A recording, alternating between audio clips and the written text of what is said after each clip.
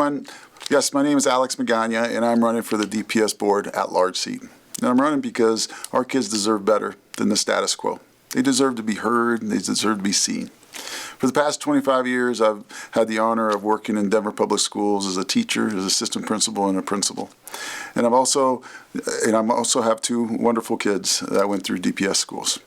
So I know firsthand of the challenges and the hopes that our parents face, and also that our educators face. And I also see the inequities in our system.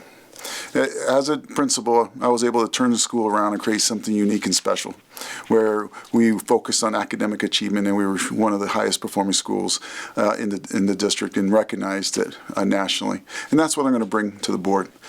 DPS is in crisis. We have high teacher burnout, we have low academic outcomes, and we have an administration that's attacking public education.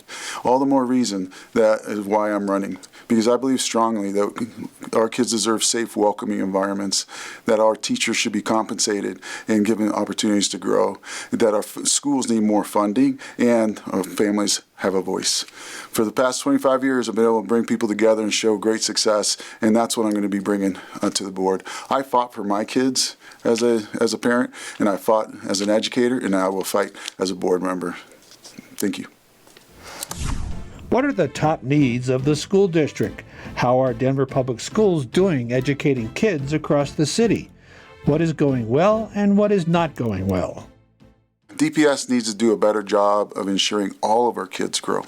There are areas that we need to celebrate, but there's too many areas that our kids are not growing at the same level.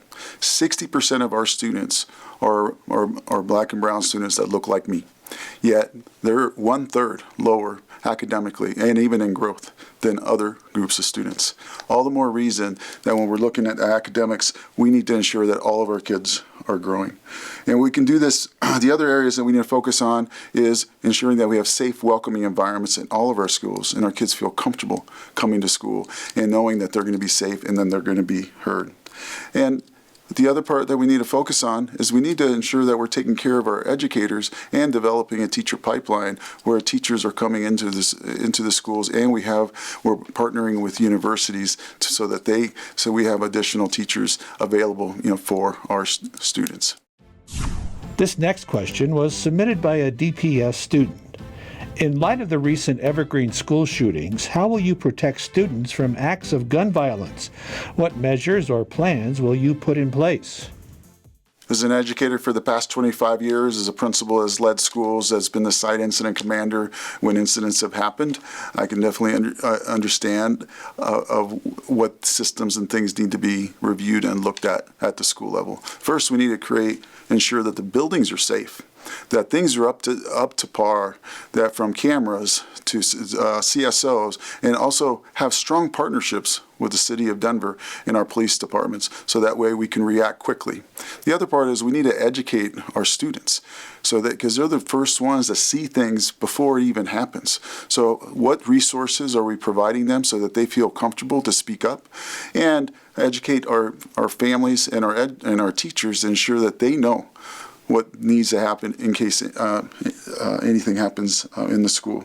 It's a terrible thing that has happened over at Evergreen. We need to reinforce and ensure that everything is being tightened up in each one of our schools. Most recently, I had a parent tell me when she was asking me about this incident, and I said, well, we reinforced everything. We're talking with the kids. We provided mental health support for students that were talking about it or needing it, and we checked in with our teachers. And then she noticed that the building was locked, and she goes, I feel comfortable with my daughter in the school because there's security in the building, and she's seeing it. And those are the things that we need to have across the board in all schools. Can you explain where the money to fund our schools comes from? And what changes, if any, are needed to ensure that the district has the money it needs to deliver quality educational opportunities to all students? As a principal, I've balanced lots of budgets, multi-million-dollar budgets between several schools. But most recently, I sat on the state task force, where I was asked to sit on the task force and work with other educators in recreating the formula for student-based budgeting. So I know firsthand where the funding comes from. It primarily comes from the state. And therefore, and then 10% of it comes from the federal government. And when it comes into the schools, we also have additional funding, for example, mill levy funding or bonds that support our schools. We need to ensure that the funds are going to the right spots, and we also need to start planning ahead as we start dealing with the administration that we currently have. It's 10% of the federal budget that the administration is attacking. We can find other ways by, 1, working with the city, 2, also working with the state, 3, let's look at our systems. Tabor is one main one that keeps coming up. Now it's going to force us to look at our current systems of how we can ensure that we are a highly funded state, highly funded Denver area, so that every kid can grow, and we're not being dependent on on the national level. We are creating the model that's best for our kids and ensuring the funds are being used properly. What K through 12 personal experience most impacts your views on education, and is it relevant today? The most impactful thing for me as a K through 12 is that I'm looking at this as a parent. My son struggled in reading. And I remember when I visited the school and the teacher didn't have the skills that they needed to support his reading. My wife and I took him, and we took him to get him some support. And sure enough, he was diagnosed with dyslexia, which is a gift. At that point, we got him tutoring, we got him the support that he needed. And that changed my leadership at that point, because I realized that not all kids have parents like us that can do that. So we created a unique reading program. We partnered with community organizations. We developed 2 robust libraries in each of our schools, and even set up classroom libraries and trained our teachers on how to support our students in reading. 20% of students have dyslexia, yet very few educators know how to support their learning and ensure that we're meeting them of where they're at. That is something that struck me hard, that I'm going to continue to fight for, to ensure that our educators are 1, aware of it, and 2, have the skills to support their kids, and we start embracing the fact that dyslexia is not a disability, it's a gift, and we need to recognize that. How do you see the role of charter and innovation schools in the DPS system? How should the board ensure that all schools, regardless of governance model, offer high quality and equitable opportunities? It's important that we have high-performing schools in all of our neighborhoods, and regardless of the governance model, regardless if it's a charter, innovation, or a traditional school. I've worked in all. I've worked in innovation and traditional. And what I find is that when you have people focusing on the students in the building, and you're working with the community, it works, for our kids. It's extremely important that we meet the needs of the students that are in the neighborhood, and that we are supporting them in various models. The other part that we need to be consistent on is accountability. How are we measuring the performance? So we can use state tests, for one, but we should also look at culture. We should also look at our attendance. We should also look at the tardies. Overall, what is the overall impact of that school is having, and then start making measurable changes in the school to support our student learning. Regardless of the model of innovation, charter, or traditional schools, it comes down to this. We have to do what's best for our students. And many of our innovation schools, including mine, and where I was able to make a unique change into my schools of creating personalized learning, character development, we've been recognized nationally, are high performing or have done extremely well. And we can learn from each other. And those are the things that I would bring in. That high accountability, and let's learn from each other regardless of the governance model. Your website states, he believes every student deserves a school where they feel safe. In today's world, how will you make DPS schools where students feel truly safe? Learning doesn't go on if kids don't feel safe right when they walk in a school building, and even when they go home. As a principal, that was a high priority for us.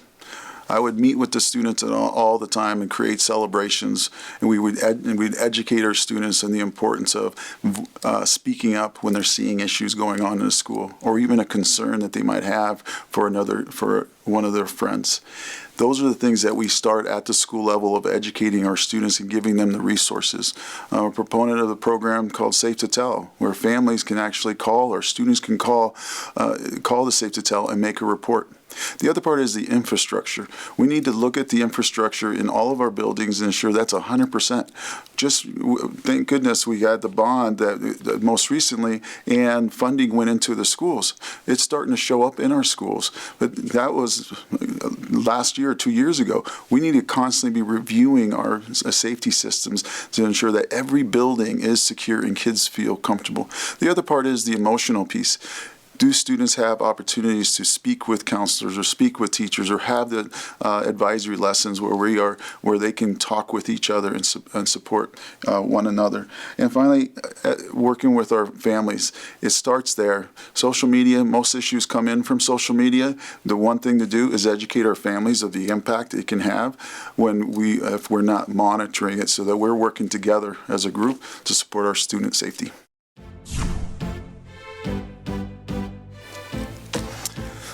Alex Magaña, and I'm running at large.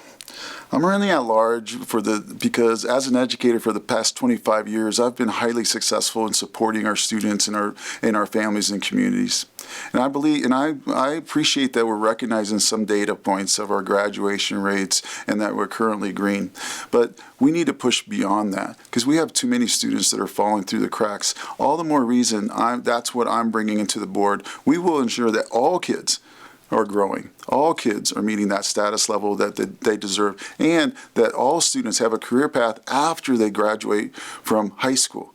We are dismissing students after high school, and many of them don't have a career path, and it's up to us to create a system that when kids go through a K through 12 education in Denver Public Schools, that they have a career path that they chose, and they have the necessary skills to be successful.